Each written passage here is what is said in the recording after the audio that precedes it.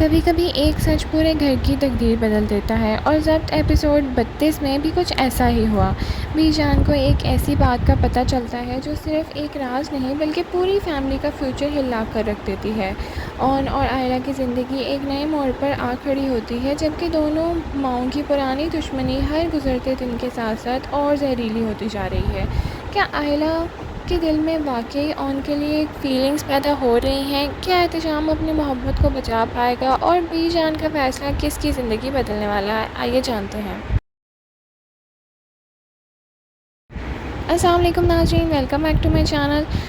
Episode 32 emotions, family conflicts اور relationship dynamic سے بھرپور ایپیسوڈ تھا۔ اس ایپیسوڈ میں کہانی کا فوکس بی جان کا ایک اہم فیصلہ اور اس کے بعد پیدا ہونے والے اثرات پر تھا۔ ہر کریکٹر ایک ایموشنل کراس روڈ پر کھڑا ہوا نظر آ رہا تھا، اور کسی کو اپنی محبت بچانی تھی، کسی کو اپنی فیملی کو خوش رکھنا تھا، اور کسی کو سچ اور وفاداری کے درمیان فیصلہ کرنا تھا۔ ناظرین، اس ایپیسوڈ کا سب سے بڑا ٹرننگ پوائنٹ بی جان کا وہ ڈسکوری تھی جس نے پورے ڈرامے کا ماحول ہی بدل ڈالا۔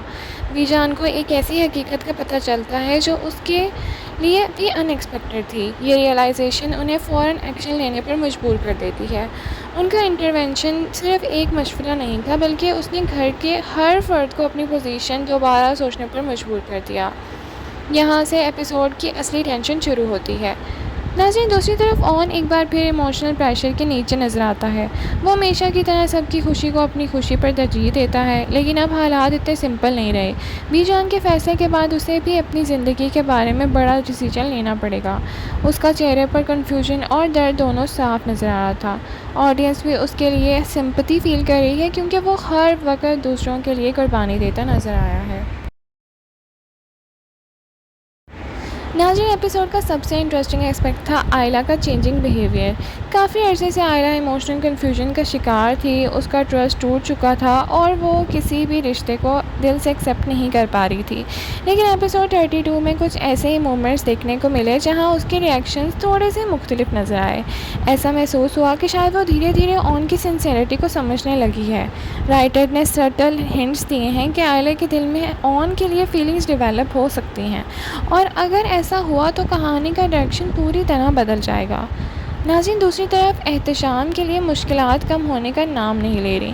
وہ اب بھی آئلہ کے ساتھ اپنا رشتہ بچانے کی کوشش کرنے میں لگا ہوا ہے، لیکن فیملی کانفلکٹس اور ماؤں کی دشمنی اس کے راستے کی سب سے بڑی رکاوٹ ہے۔ ہر نیا دن اس کے لیے ایک نیا امتحان بن چکا ہے، اور ایپیسوڈ 32 میں بھی اس نے اپنے فیوچر کے بارے میں سخت سوالوں کا سامنا کیا۔ ناظرین، اس ڈرامے کا سب سے فرسٹریٹنگ پہلو تھا دونوں ماؤں کی پرانی نفرت۔ ان کی پرانی دشمنی، پرسنل دشمنی کا اثر سیدھا بچوں کی زندگی پر پڑ رہا ہے، اور ایپیسوڈ 32 میں یہ کانفلکٹ اور زیادہ انٹینس ہو گیا ہے۔ ہر فیصلہ ایموشنز کے بجائے ایگو اور ضد کی بنیاد پر کیا جا رہا ہے، اور اسی وجہ سے آئلہ اور احتشام کی خوشی کا گلا گھونٹ دیا جا رہا ہے۔